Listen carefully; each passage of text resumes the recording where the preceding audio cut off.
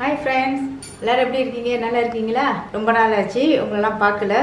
ஏன்னா ரொம்ப பூஜை டைம் கோயிலுக்கு அங்கங்க ரொம்ப பிஸியா இருந்துட்டேன்.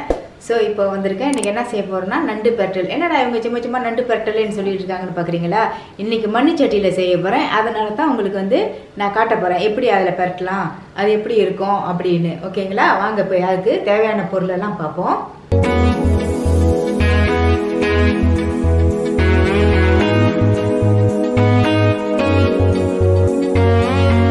ஒரு நார்மலான சைஸ் வெங்காயம், இஞ்சி ஒரு 1 இன்ச்சுக்கு எடுத்து வச்சிருக்கேன் வெட்டி, பூண்டு ஒரு 7 பூண்டு தட்டி வச்சிருக்கேன், பச்சை மிளகா 2 மிளகா, பழுத்த மிளகா 1 மிளகா, கருவேப்பிலை 2 கீத்து, இது லெமன் கிராஸ் 2 எடுத்து வச்சிருக்கேன் இங்க. பிறகு காஞ்ச மிளகாவை 2 ஆக்கி நான் சுடு தண்ணியில் ஊற வச்சேன். ஜீரகம் 1 டீஸ்பூன், பெருஞ்சீரகம் 1/2 டீஸ்பூன், அதாவது சோம்புன்னு சொல்லுவாங்க.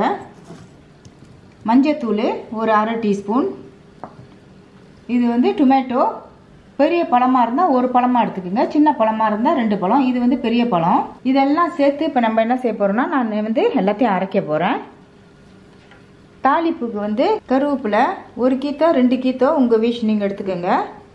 கடுகு ஒரு 1/2 டீஸ்பூனு, வெங்காயம் ஒரு பெரிய வெங்காயம் அரிஞ்சு வச்சுருக்கேன். அப்படி சின்ன வெங்காயமாக இருந்தால் 2 வெங்காயம் எடுத்துக்கோங்க. நீங்கள் சின்ன வெங்காயம் கூட போட்டுக்கலாம், சின்ன வெங்காயம் போட்டாலும் இன்னும் ரொம்ப ருசியாக இருக்கும். இது மெழுகு ஒரு 1/2 டீஸ்பூன் எடுத்து வச்சுருக்கேன். இது கொத்தமல்லி.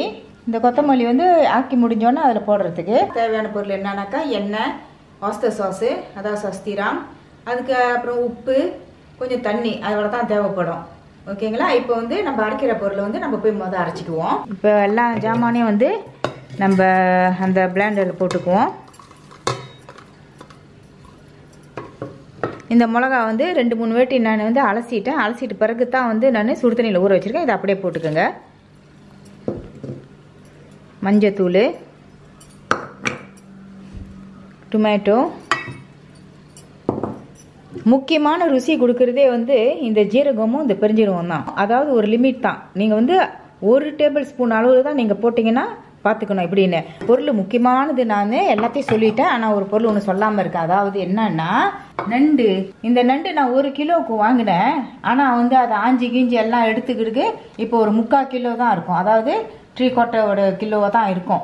அது நல்லா ஆஞ்சி மஞ்சத்தூள்லாம் போட்டு சுத்தமாக கழுவி வச்சுருக்கேன். வாங்க நம்ம போயிட்டு அரைக்கிற பொருள் அரைச்சிடுவோம்.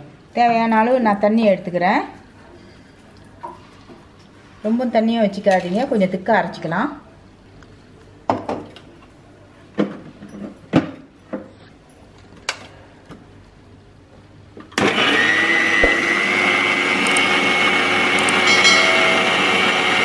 இதை பாருங்கள், இந்த அளவில் நம்ம அரைச்சி எடுத்துக்கிட்டோம். நீங்கள் தண்ணி இன்னும் கொஞ்சம் குறை வச்சு கூட அரைக்கலாம். ஏன்னா என்னோடய பிளெண்டர் முன்ன நான் சின்னதில் போட்டதுனால என்னால் சரியாக அரைக்க முடியல.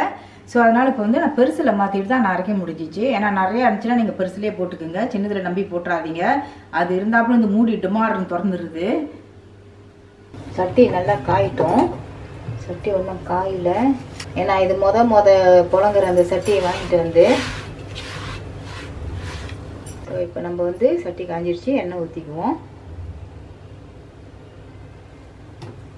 ஏன்னா மண்ணு சட்டியில் அது கொஞ்சம் நேரம் ஆகும் அது காயறதுக்கு. ஓகே, சட்டி நல்லா சூடு ஏறிடுச்சு. நம்ம தாளிக்கிற பொருளெல்லாம் போட்டுக்குவோம்.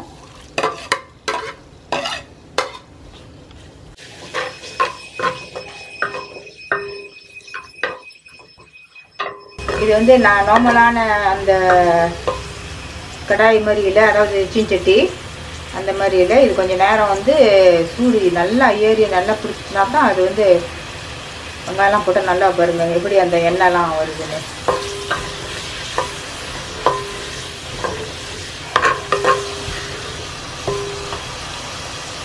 நான் முன்ன கொஞ்ச நாளாக இந்த மண்ணு சட்டி பாவிச்சேன். அதாவது ரொம்ப நாளாக ஆச்சு, ஒரு 15 வருஷம் முன்ன.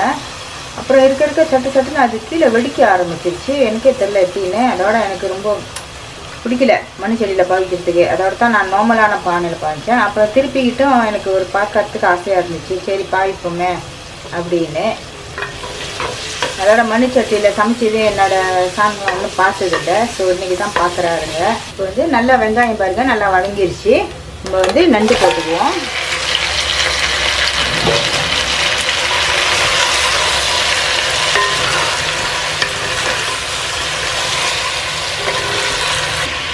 நண்டு போட்டதோட நம்ம வந்து அது சரி சமமாக வேக வைக்கிறதுக்கு நம்ம அரைச்சி வச்ச மசாலாவையும் ஊற்றிக்குவோம்.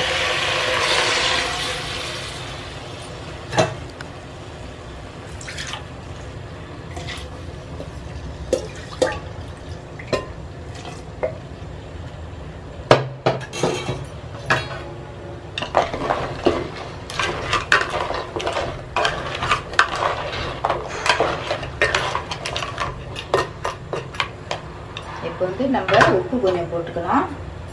உப்பு தேவையான அளவில் போட்டுங்க. பத்தலைன்னா அப்புறம் நம்ம போட்டுக்குவோம். என்னடா அவங்க கரண்டியில் போட மாட்டுறாங்கன்னு நினச்சிக்காதீங்க. நான் வந்து ரொம்ப நாளாக நான் சமைச்சதே நான் கையில் எடுத்த அளவு போட்டுனா தான் எனக்கு சரியாக இருக்கும். நான் கரண்டியில் போட்டுனா எனக்கு அளவு ஒழுங்காகவே வராது. ஒன்று கூடையாக போயிடும், இல்லை ஒன்று குறவாக இருக்கும். இப்போ வந்து நம்ம ஆஸ்டர் சாஸ் போட போகிறேன். அதாவது வெஜ்ஜி ஆஸ்டர்ஸ் தான் நான் பாய்க்க போகிறேன். நீங்கள் வந்து நான்வெஜ்ஜி கூட போட்டுக்கலாம். பட் எனக்கு ரொம்ப பிடிச்சிருக்கிறது வந்து வெஜ்ஜியோட தான். வெஜ்ஜியோட தான் நல்லா இருக்குது. ஒரு 2 டேபிள் ஸ்பூன் போட்டுக்கோங்க போதும்.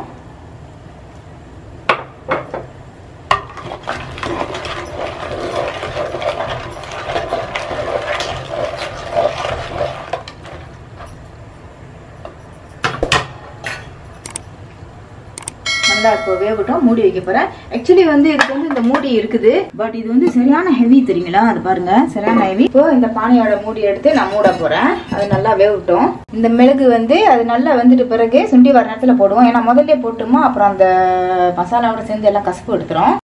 திறக்க போறோம் பாருங்க. நல்லா கொதிச்சுக்கிட்டு இருக்குது. கப்பன்னு கொதிக்குது. இந்த தண்ணியெல்லாம் கொஞ்சம் சுண்டுற அளவில் நம்ம வெயிட் பண்ணணும். அப்போ தான் நல்லா இருக்கும்.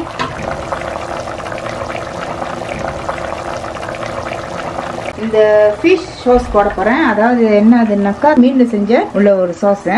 இப்போ நான் போடுறது வந்து 2 டேபிள் ஸ்பூனு.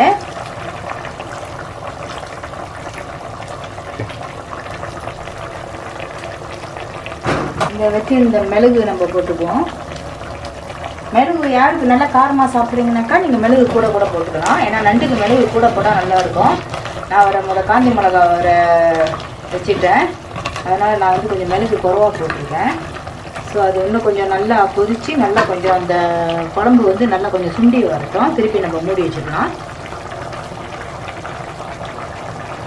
வந்து சான் மூடியை திறக்க போகிறாரு பாருங்க.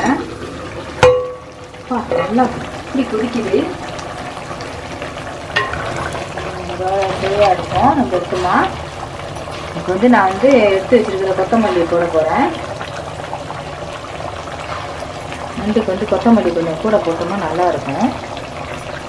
அப்படியே ஒரு கிளறு விட்டுருக்குமா. பார்க்க சரியான வாசம். மண்ணிச்செடினா மண்ணிச்செடி தான். அது சூடு பிடிச்சிட்டே இருக்குன்னா கொஞ்சம் கஷ்டமா இருக்கு. சூடு பிடிச்சிருச்சுன்னா அந்த அம்மா சொல்லக்கூடாது. அது வேவுற இதெல்லாம் இவ்வளோ நல்லா இருக்குது. பார்க்கறதுக்கு உப்புலாம் பேஸ்ட் பண்ணியாச்சு. இருக்கும் நல்லா சுவையாக இருக்குது. இப்போ வந்து அடுப்பை ஆஃப் பண்ணிடுவோம். இவ்வளோ தாங்க இன்னைக்கு நண்டு சமையல்.